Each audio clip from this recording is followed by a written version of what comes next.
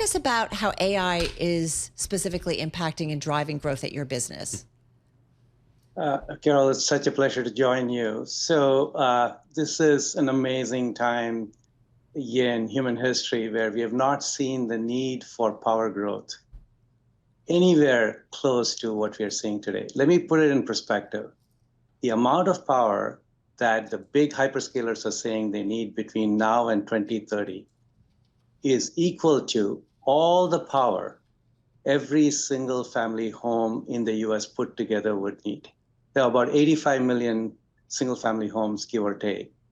All the power that they use is going to be needed in addition to the power we have today to just power the AI data centers. That's how large this opportunity is. And very clearly, the old model of centralized power plants with transmission distribution simply cannot meet that demand in a timely fashion. That is the opportunity, and Bloom was purpose-built to provide on-site power for the digital revolution, and we are so happy to be in the right place at the right time.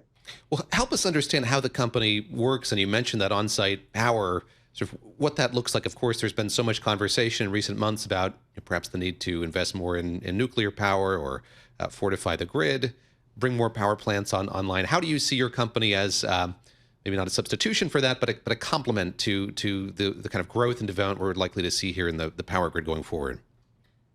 I think we're going to need all forms of power in very large quantities going forward to meet our voracious, like energy needs. However, in the short term, if you take 5 to 10 years, natural gas to electricity is going to be the single largest contributor to this additionality. What Bloom does is takes natural gas without burning it, without combustion. We extract the chemical energy in it using a fuel cell and make electricity at the highest efficiency, without air pollution, without noise in our generators because they're quiet, solid state, and with very high reliability.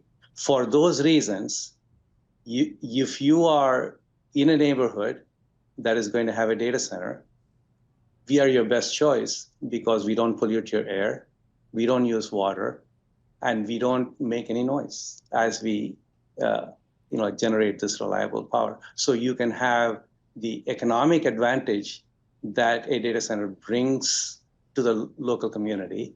At the same time, you're not compromising on your health. So one thing I want to ask you, actually, our Will Wade does, who really covers this space. And we were talking about you coming on, and he said, well, wait a minute, let's talk about these fuel cells for data centers. Can fuel cells really work for this? What evidence have you guys seen that it does really work? So, yeah, that's a great question. And this Will's is a really smart dude. I'm just going to put it out there. He's amazing. But anyway, go ahead.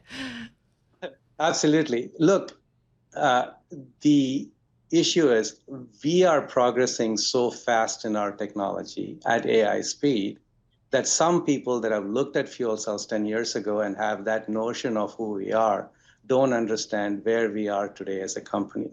We already are powering more than 0.5 gigawatt worth of data center because our total installed capacity for data centers is more than 0.5 gigawatt. So we're not a concept. We're not a PowerPoint. We're actually producing power for these data centers. And this year alone, we have increased our capacity to 1 gigawatt a year. And we announced in our earnings call that by end of next year, we can do 2 gigawatts a year. That's 2 nuclear power plants worth of power coming out of our factory next year.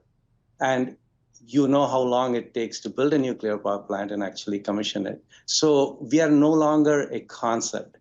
We are a mature technology that is affordable and can compete with other technologies that don't have as good attributes as we do. Sridhar, I wonder if you could talk a bit about your business model. I know that you've announced deals with other companies, most recently with Oracle, of course, a company that I know is investing a lot in its data center infrastructure. Could you, KR Sridhar, just give us a sense here sort of what those deals look like, what that deal with Oracle is like in particular? Yeah, David, so our customers, here's what happens. Once we sign a deal with a customer, they either buy the capital equipment from us And then they also sign up for a service contract. It's a 100% attach rate because we run those units for them and we maintain that and we offer them the promise guarantee of performance.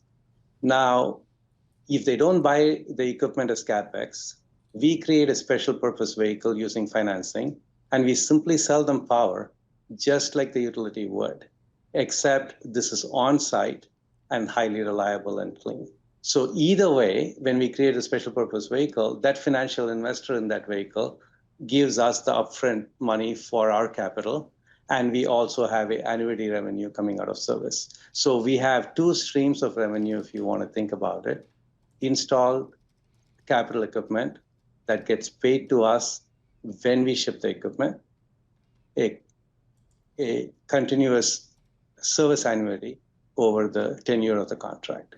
That's how we make our money, irrespective of whether the customer actually buys the capital equipment or a third party buys the capital equipment and then charges the monthly rate from the customer. Hey, KR, I'm curious. I'm looking at one of my favorite functions on the Bloomberg. It's the supply chain function. And I'm looking at your customers. Your biggest is, I think, American Electric Power Company. But I'm also looking at Alphabet, Microsoft, yep, sound familiar. These are some of the hyperscalers. Tell me how they're amping up their business, because they're the ones who are doing the massive, massive AI spend. But it looks like they're a very small part of your business. I'm just curious about what's the conversations you're having with them. Are they ramping up to do more with you? That would be very telling. Yes, the answer to your question is very simple. In the past, these hyperscalers would spend all their capital equipment just on building the data centers, and they could simply pick up the phone and call the utility company and they would provide the power. No longer is that a reality because the utility does not have the amounts of power that these hyperscalers need. So now, electricity, power, which is what ultimately the data center needs to monetize the data center, is a supply chain that comes from the common good called the utility. So they have to own that supply chain or they have to procure from that supply chain. Right. We are very much an integral part of that supply chain, and we are having conversations with all the hyperscalers today. And you've seen the announcement at Oracle. Expect to see similar things coming soon. Our American Electric Power contract was actually for AWS, which is another hyperscaler. I wonder if you could situate your company and this industry in the moment that we're in. So we're coming out of an administration that was doing a lot to support or encourage the adoption of alternative energy. Suffice to say, this is an administration that's not doing that. There's much less impulse to do that going forward here. What do you see here as the ideal role of government in encouraging the adoption of technologies like yours? In other words, if you'd like to see fuel cell technology take off, be more widely adopted, what is the role of government in making that happen, if any? I think a simple role that they can play going forward is the U.S. government, between the various government functions, the military and the intelligence, is the largest procurer of electricity. To be able to purchase electricity from technologies that are made in America. We are a made in America technology. No other country in the world has the technology that we have.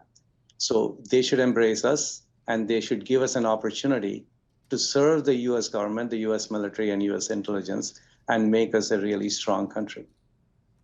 One thing I was also curious about, and I'm looking at your market cap, it's almost about $9.6 billion. And it is this excitement over AI.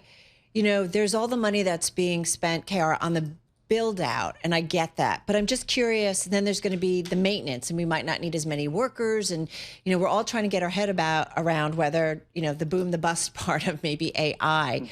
After the build out, what is the business for you? Is it maintenance? Is it replacement values? I'm just curious. Thank you for asking that question, Carol. The build out is just the tip of the iceberg. Why would these large hyperscalers spend close to $1 trillion worth of CapEx just this year alone if all that they're going to do is that build out? That's the training data centers. The inference data centers will be at least an order of magnitude larger than these training data centers, which are the foundation building blocks.